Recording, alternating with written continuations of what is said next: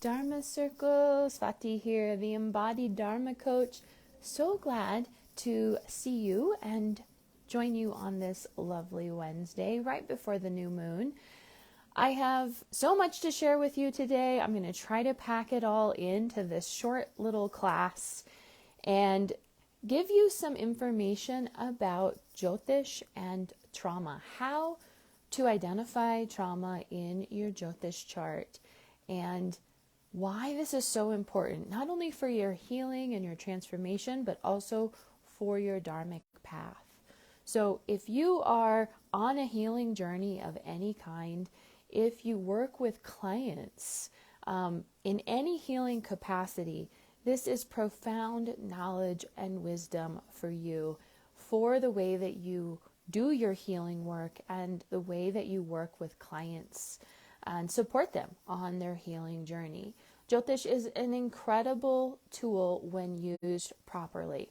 And over the last decade, I have cultivated a very unique way of using Vedic astrology, a way that is rooted in body and body wisdom, that's trauma informed, that is centered around Dharma, of course, but this is information and these are resources that, quite frankly, are just not available in the Jyotish world. My approach is what I call embodied Vedic astrology, rooted in body wisdom, a therapeutic approach that is also about healing trauma and, of course, ancestral wounds as well. We have no Dharma without the ancestors. The ancestors hand us our gifts and wisdom in order for us to fulfill our dharmic purpose and share our dharmic gifts and wisdom in this world. So when there is trauma in the body and the ancestral body, it's very hard or impossible even to awaken your dharmic gifts and wisdom. So we have to take this dharmic path from a healing perspective. When we heal our body, when we heal the disconnection in the body, it automatically supports awakening our dharmic gifts and wisdom. So let's talk about trauma and using Jyotish as a resource, a tool for healing trauma in the body and even in the ancestral body, and why this is so important. If you're a healer, if you are on a healing journey, consider joining my 9-month Embodied Vedic Astrology certificate course.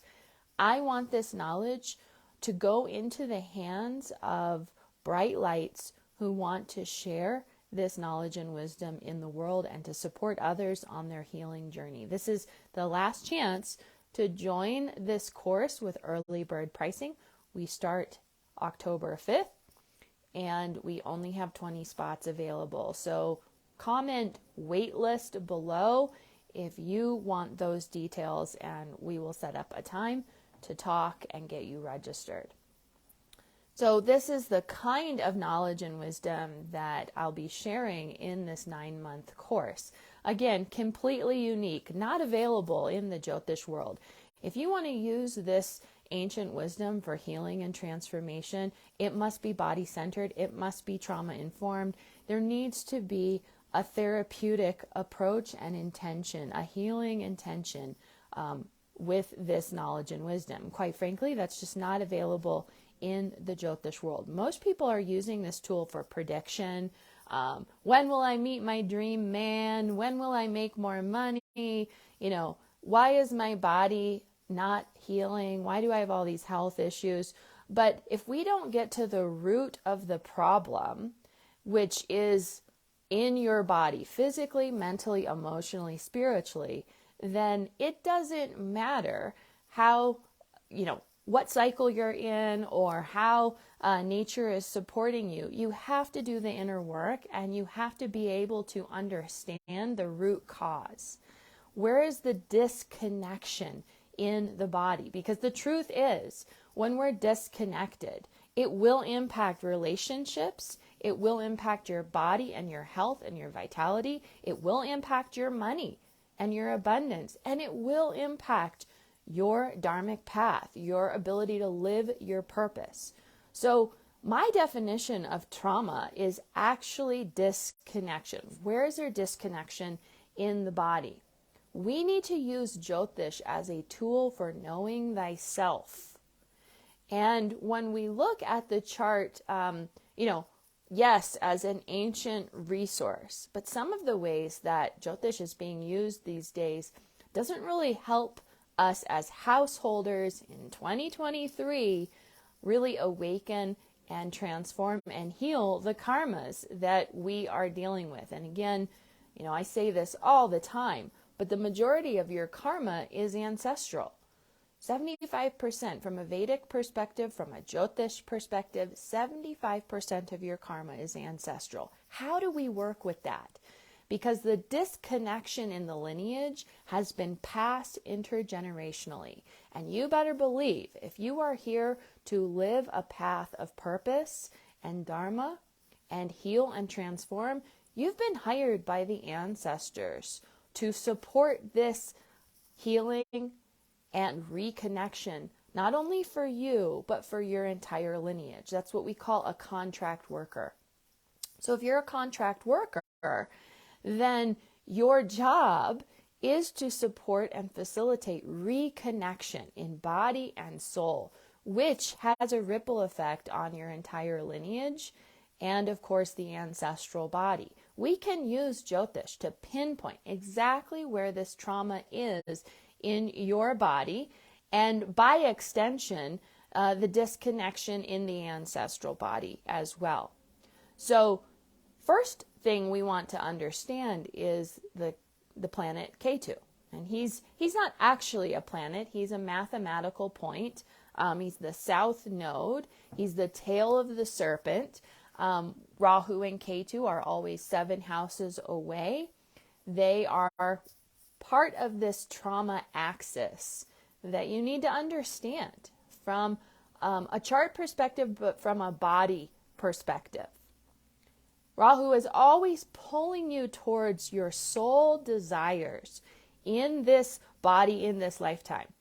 Rahu is why you have incarnated into this body. Without Rahu, without Ketu, you wouldn't be here. You would have chosen some other plane of existence to accomplish other things. But as a human being on the earth plane, Rahu and Ketu are supporting your awakening and transformation on a body and soul level. So Ketu is particularly important when it comes to your healing journey. Now, traditionally, Ketu is called the planet of moksha. But let's unpack that a little bit, because what is moksha? Moksha sounds wonderful from a spiritual perspective, and any of us who are on a spiritual and healing journey, this concept of moksha is very real. It's liberation. That's how it translates. Liberation. And again, from a spiritual level, that sounds wonderful.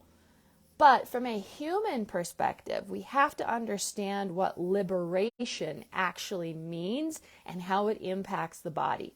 Liberation means loss. There is some sort of loss, death, release, ending. And when we have a loss of any kind, there is grief, there's suffering, there's disconnection, and there's likely trauma.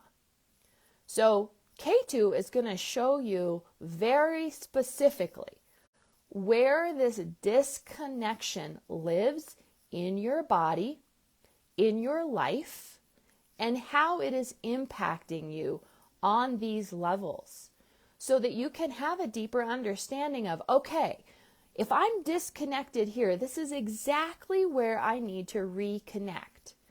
And without fail, this is the significant point for your dharmic path. Wherever you're disconnected, this is where you need to reconnect. And this is where your greatest gifts lie. This disconnection is what supports your awakening and your ability to share these unique gifts and wisdom. And it's through sensitivity. So it's also another way we could say this is an extreme point of sensitivity in your body, in your life. Now we have to handle this with care and caution. We have to take care of this sensitivity in order to awaken the gifts. But if you are not willing to lean into the trauma, the disconnection, you will never find the gifts. And that's what K2 is actually trying to teach you. And it's painful. And trauma work, it's hard work. It's not easy work. There's labor involved. There's effort involved. There is intention. And this pain is actually part of the I'm moving towards this and I'm moving away towards this, but I can't move away from this without tending to it. And that's the dynamic between Rahu and Ketu. Rahu, I want it, and I can't stop craving and desiring this. My soul needs this for its awakening. And at the same time, 7 houses away, Ketu is saying, cut the ties that bind. This attachment that you have is not supporting you anymore. But we can't cut those ties that bind without attention. You know, we may be moving away from this pain, but the pain is still giving us, asking for our attention. And that's where the body becomes really important. We can't do this on a mental body level, and that is the problem. It's one of the shadows of Vedic astrology, and the way that it's being used today is that it's being used on a strictly mental body level. It's one of the ways that it causes harm, and I believe it's one of the ways that it has been colonized over many years. We need to bring this tool back to the body, use it as a resource, a reference point for our own body intelligence, rather than a tool of disconnection, a mental body tool. So when we find this disconnection in the body and we can pinpoint it with accuracy, then we can use that to inform our own embodiment and our own healing journey. Back to body, back to body, back to body. And I bridge this embodied approach to Vedic astrology with my background in body-centered expressive art therapy. And in fact, the expressive arts are a powerful way to deepen our own exploration and self-inquiry in the body. And coupled with Jyotish, we have this incredible way to access knowledge and wisdom from our body. What does our body need? What is our body telling us? What feels good? What doesn't feel good? And how we can strengthen this inner intelligence that is really individual. Because that's one thing about the Jyotish chart is we must remember the uniqueness of each individual chart. There's no one-size-fits-all approach. That's considered baby Jyotish. That is not helpful. It's not kind. It can cause harm. But that's what we mostly see out there in the world today, in the Jyotish world. There's this very one-size-fits-all approach to Jyotish. This means this means that. When you have this mark, it means that. It's going to cause this. But in fact, the chart is very nuanced, and we want to remember how nuanced and individual each chart is. Just like every body is so unique and so different. So remember that where Ketu lives in your chart, this is the crack in the body, and it's where the light can enter.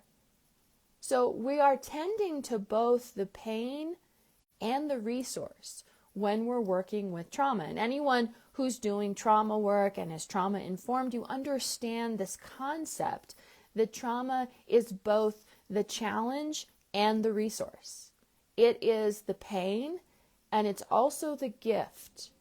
And your chart is going to show you with precision, with accuracy, exactly where this disconnection lives in the body. So looking at the chart, and I'm just going to give you a quick rundown. If K2's in your head, that crack, that sensitivity, that trauma, it's in the whole body. You have an extremely sensitive body, and you need to pay attention to this physical sensitivity, but particularly in the head. And this will impact the way that you see the world.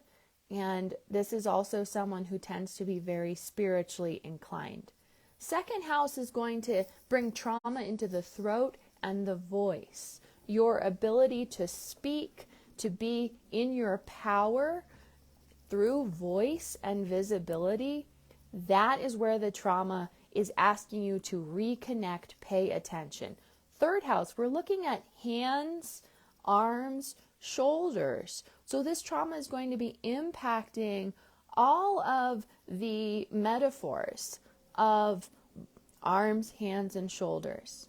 And each house like this has a body part, but also very specific life themes that correlate to it. And what's fascinating is, and this is the wisdom of this ancient knowledge, the body part metaphor beautifully connects to these life meanings that each house has. So creativity, self-expression, that comes in with the third house. And if trauma is there, that's where the disconnection is. And we need to support that communication, self-expression. I call it the house of expressive arts.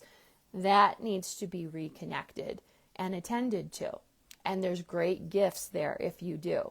Fourth house, lungs, chest, heart, mother, land, home. There's disconnection there, and that's where you need to reconnect in order to find wholeness. Fifth house is about the solar plexus. This is about your power center. And disconnection there is really forcing you to be in right relationship with your power, your honesty, and your truth. Sixth house is more lower gut and digestion, and this has a lot to do with clarity in body and your ability to heal. We often see really profound healers who have a lot of power or gifts in the sixth house. Seventh house is about relationships. It's pelvis. And if you have K2 in the seventh house, you have trauma in your pelvis. And this is also about relationship trauma. You need to reconnect here in order to find wholeness. Eighth house is sexual organs and the vulnerability, the deep vulnerabilities that must be tended to in order for you to access your power. Ninth house is all about Dharma. People who have K2 in the ninth house tend to have trauma with authority figures and particularly spiritual authority figures. They need to trust themselves rather than outsourcing their power to someone else. And this is about trauma in the thighs particularly, which is a power center of the body in terms of movement and momentum. 10th house is trauma in the knees. This is about your flexibility, but it's also about your visibility. 10th house is the most visible house in the chart, and it has to do with you being seen in this world, sharing your gifts and your wisdom. So you need to focus on that trauma that's impacting your ability to be visible and feel safe to feel visible in this world. 11th house is about gains in this world. It has to do with shins and calves and that function of the legs. Support, stability, gaining on a material level and feeling safe to do that. It can also impact friendships and older siblings. 12th house is about the ancestors. People with 12th house K2 tend to have very acute ancestral karma and trauma that is impacting their ability to move forward in this world. And you must reconnect with your ancestors.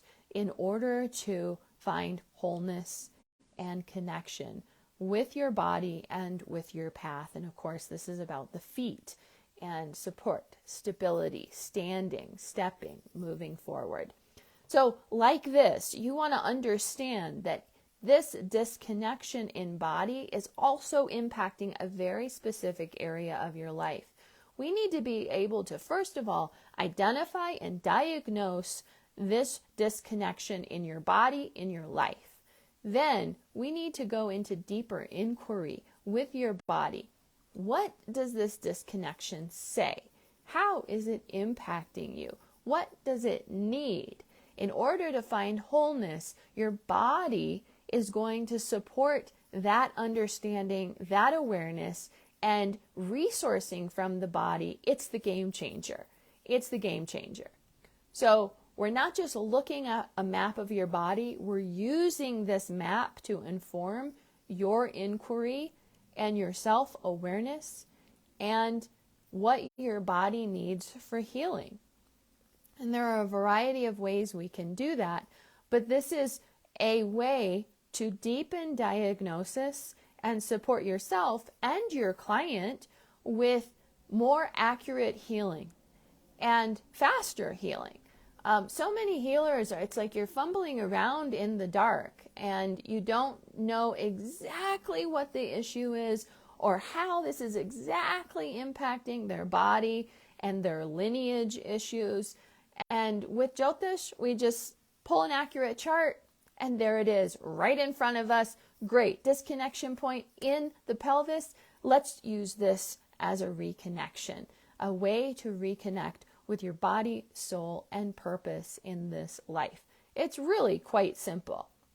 So using Jyotish in an embodied way and as a resource for healing, this is the game changer. And if you're a healer or you're on a healing path and you desire to share your gifts and wisdom in this world, I consider an embodied approach to Vedic astrology really to be non-negotiable.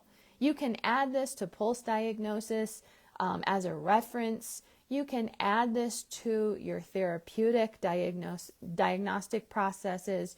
You can add this to any other modality that you're working with, and it will only enhance what you're already doing. If you are ready for this type of work, a deepening, a strengthening of your toolkit, what you're already doing with your clients and on your own healing journey, if you're ready to take your Dharma to the next level and to support the healing of the ancestral body as well as your body and your clients' healing as well, then I strongly encourage you to step into my Embodied Vedic Astrology Certificate course. This is for 20 special people, 20 bright lights, and I want these 20 people to share this knowledge and wisdom in the world. And so I'm hand selecting these 20 people to show up, do the work, and share their gifts and wisdom in this world using this as a resource to enhance what they're already doing in this world. This is not a beginner course. You need to have a Jyotish foundation, a Vedic foundation on some level. If you are already working with Jyotish, and even if you've worked with Jyotish for many years, this is an upgrade and enhancement to what you are already doing. You are guaranteed to learn and grow and evolve in this process to change the way that you use the Vedic tools, particularly Jyotish. This, again, it's not a beginner course. You need to have a foundation already, but that foundation is going to be significantly enhanced and strengthened from a healing, embodied, trauma-informed perspective with therapeutic resources.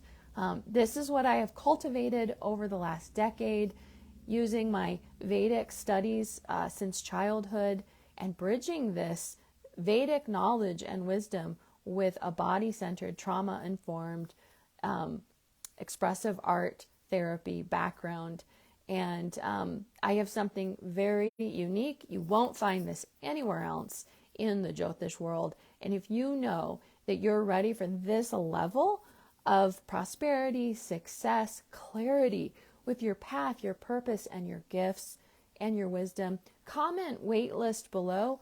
I will follow up with you personally, and let's discuss if this is the right step for you and see how it can support you and enhance you with your gifts and your wisdom and your healing work.